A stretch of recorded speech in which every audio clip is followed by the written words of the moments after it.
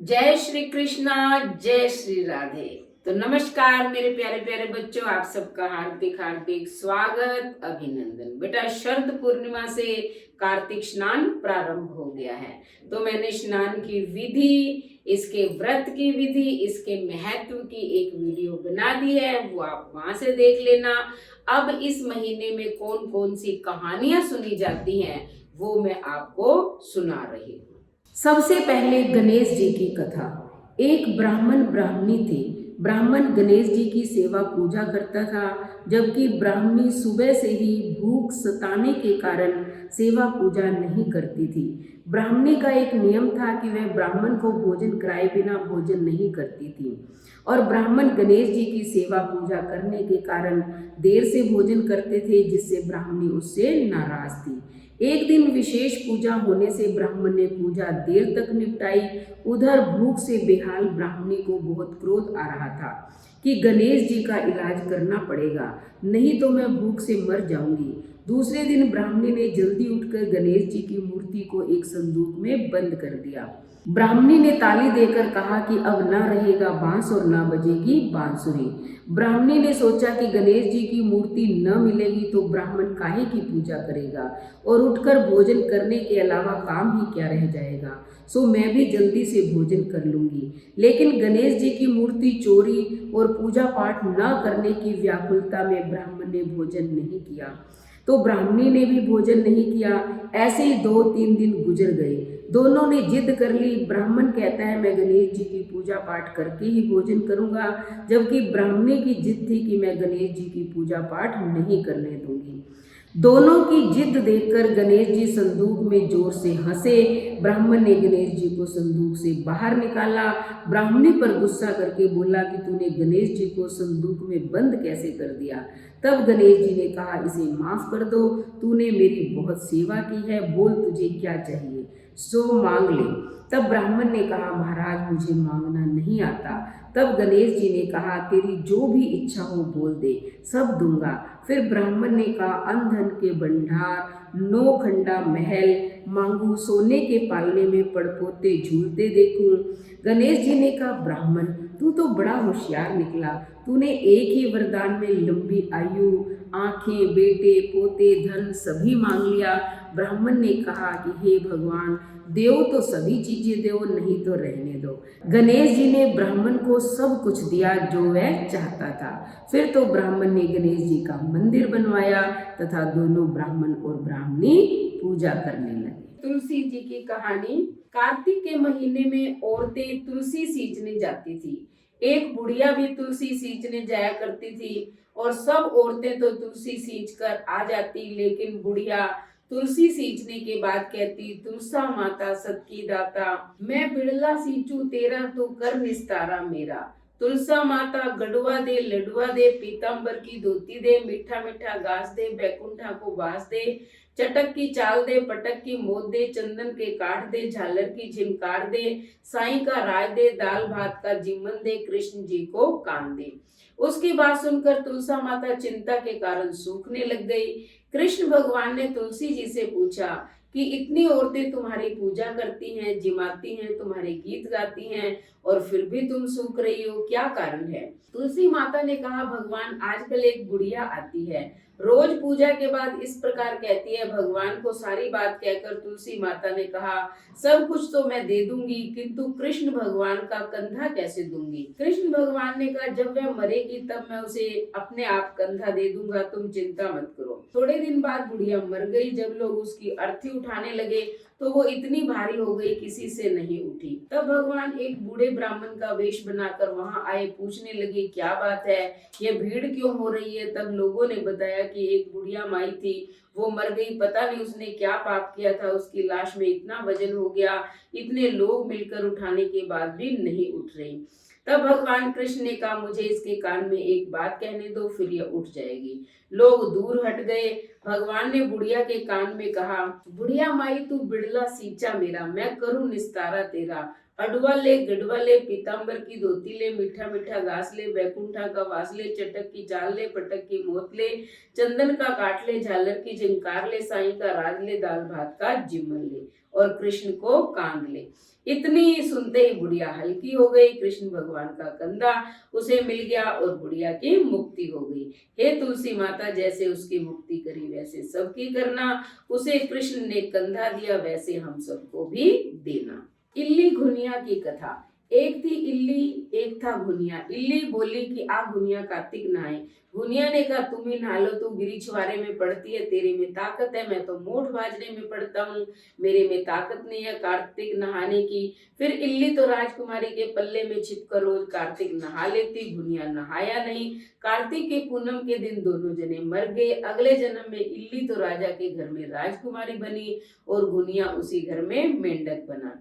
जब राजकुमारी की शादी हुई, राजकुमारी ने पिता से कहा इस मेंढक को सोने की सांकल से मेरे रथ के पीछे बांध दो। मेंढक को रथ के पीछे बांध दिया गया। मेंढक फुदक फुदक कर चलता रहा। जब राजकुमारी ससुराल की सीढ़ियां चढ़ती तो मेंढक से कहती रिमक झिमक बाई श्याम सुंदरी, थोड़ो पानी तो प्या।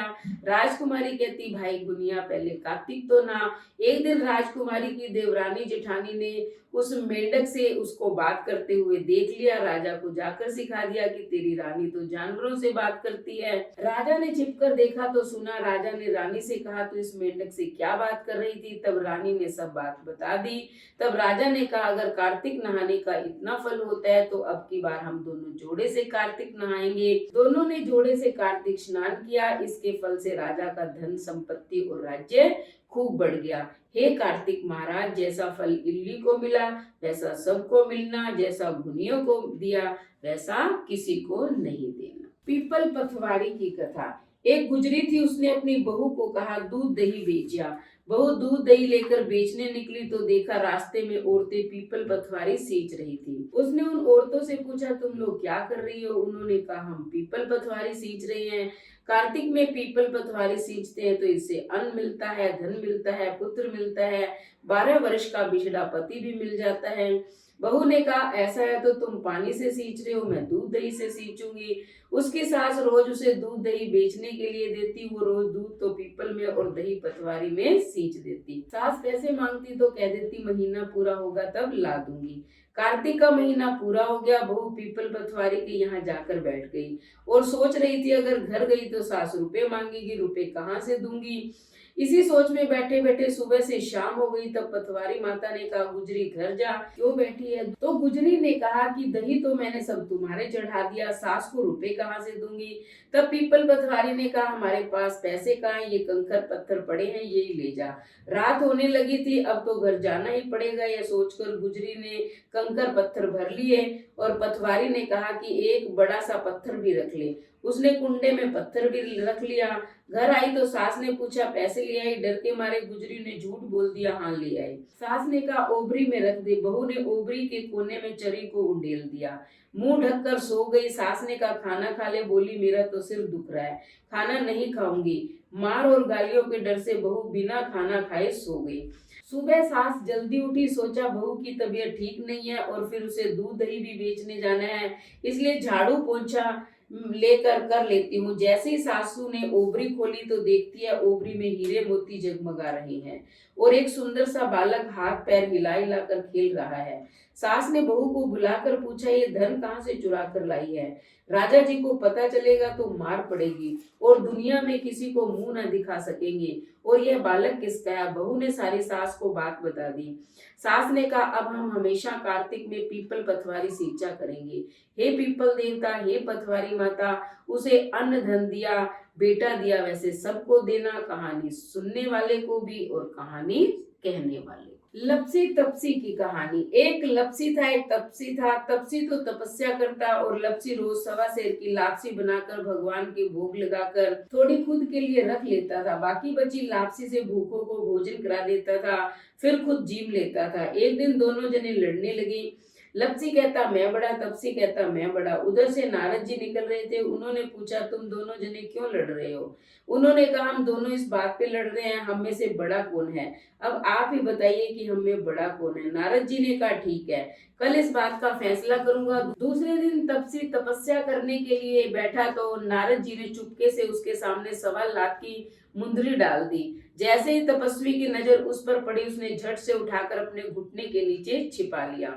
लपसी ने सवा सेर की लापसी बनाकर भगवान के भोग लगाकर भूखों को खिलाई और खुद ने खाई। तभी नारद जी वहां आ गए। लपसी तपसी ने पूछा, अब बताइए हम में से बड़ा कौन है? नारद जी ने कहा, तपसी आपने मुंदरी चुराई है, इससे आपकी तपस्या भंग हो गई। इसका प्रमाण है कि आपके घुटने के नीचे चुराई हुई मुंदरी अभी भी रखी है। अतः लपसी बड़ा है, वैसे भी अन्नदान का महत्व तपस्या से ज्यादा है। तपसी ने कहा, मेरी तपस्या का फल मुझे कैसे मिलेगा? नारद जी ने कहा, तेरी तपस्या का फल तुझे ऐसे मिलेगा, यदि कार्तिक नहाने वाली औरतें कार्तिक महत्व की सब कहानी कहकर लपसी तपसी की कहानी नहीं कहेंगी तो उनके कार्तिक नहाने का फल तुम्हें मिलेगा। कांचली देकर कसना नहीं देंगी, धोती देकर गमछा नहीं देंगी, सीधा देकर या ब्राह्मण जिमाकर दक्षिणा नहीं देंगी, सीधे हाथ की तरफ नाड़ा बांधेंगी, मकान बनवाकर थली नहीं बनवाएंगी, रोटी बनाकर बाटियां नहीं बनाएंगी, दिया जलाकर हाथ नहीं जोड़ेंगी, दिए से दिया जलाएंगी तो इन सब के दिए हुए दान का फल तुम्हें मिलेगा। इतना कहकर नारद जी चले गए। गंगा यमुना की कहानी। गंगा यमुना दोनों बहनें एक दिन एक साहूकार के खेत में से जा रही थी। जमुना ने धान की एक बाली खेत में से तोड़कर खा ली, उसमें 12 दाने थे। गंगा ने कहा, जमुना यह तो चोरी है, तुझे प्रायश्चित करना होगा। जमुना ने पूछा, ये किस तरह करना होगा? गंगा ने कहा, 12 दानों के बदले साहूकार के यहाँ 12 वर्ष नौकरी करनी पड़ेगी। यमुना साहूकार के यहाँ गई। उसने साहूकार से कहा कि आप मुझे नौकरी पर रख लो, पर मैं 4 काम नहीं करूंगी, झूठे बर्तन नहीं मांजूंगी, झाड़ू नहीं लगाऊंगी, सेज नहीं बिछाऊंगी और दीपक नहीं जलाऊंगी। साहूकार ने उसे नौकरी पर रख लिया। 12 वर्ष बाद कुंभ का मेला भरा। साहूकार और साहूकारनी मेले में जाने लगे तो जमुना ने उन्हें एक सोने का टका दिया और कहा कि मेरी बहन गंगा है, वहां जाकर गंगा को दे देना और कहना तुम्हारी बहन ने भेजा है। तब वह गोरी गोरी बाहों में हरी हरी चूड़ियां पहने हाथ पसाकर टका ले लेगी। साहूकार साहूकारनी को यह बात बड़ी अनोखी लगी। उन्हें विश्वास नहीं हुआ कि गंगा कैसे हाथ पसार कर टका ले लेगी, किंतु जब साहूकार और साहूकारनी वहां जाकर टका देने लगे तब गंगा ने हाथ पसार कर टका ले लिया। गोरी गोरी भैया हरी हरी चूड़ियां पहने गंगा ने टका लेकर कहा, मेरी बहन जमुना से कहना तेरा समय पूरा हो गया, तू वापस आ जा। घर जाकर जैसे ही साहूकार साहूकारनी ने जमुना से यह बात बताई, जमुना सहस्त्र धारा होकर बहने लगी। साहूकार साहूकारनी को जब यह पता लगा कि यमुना हमारे सारा काम नौकरानी बनकर करती थी तो वे लोग दुख से व्याकुल हो गए। सोचने लगे इस पाप का प्रायश्चित किस प्रकार होगा। इधर गंगा ने यमुना से कहा कि तो साहूकार साहूकारनी को धीरज बंधाकर आई या नहीं। जमुना ने कहा, मैंने तो उन लोगों से कुछ नहीं कहा। तब गंगा ने कहा, जा उन्हें समझा कर आ, संतोष करवा कर आ, नहीं तो वो दुख से व्याकुल हो जाएंगे। जमुना दोनों के सपने में गई और बोली, तुम लोग दुख के कारण खाना पीना छोड़कर क्यों बैठे हो? तुम्हें कोई पाप नहीं लगेगा, इसमें तुम्हारा कोई दोष नहीं, बल्कि तुम्हारी मुक्ति हो जाएगी। मैंने तुम्हारे खेत के धान में चोरी से एक बाली तोड़कर खाई थी, उसमें 12 दाने थे। उस दोष को उतारने के लिए मैंने तुम्हारे यहाँ 12 वर्ष काम किया था। तुम लोग उठो, खाना खाओ पियो, तुम्हारी मुक्ति हो जाएगी। हे गंगा जमुना माता, जैसे मुक्ति साहूकार साहूकारनी को दी वैसे हमें भी देना, सारे परिवार को देना, कहानी कहने वाले व सुनने वाले को भी देना। जाटका भाटका की कहानी। एक जाटका था, एक भाटका था। जाटका एक बार अपने ससुराल जा रहा था और भाटका अपनी बहन को लेने बहन के घर जा रहा था। रास्ते में दोनों कुएं की पाल पर बैठे। भाटका बोला, आ भाटका, हम नगर बसेरा करें।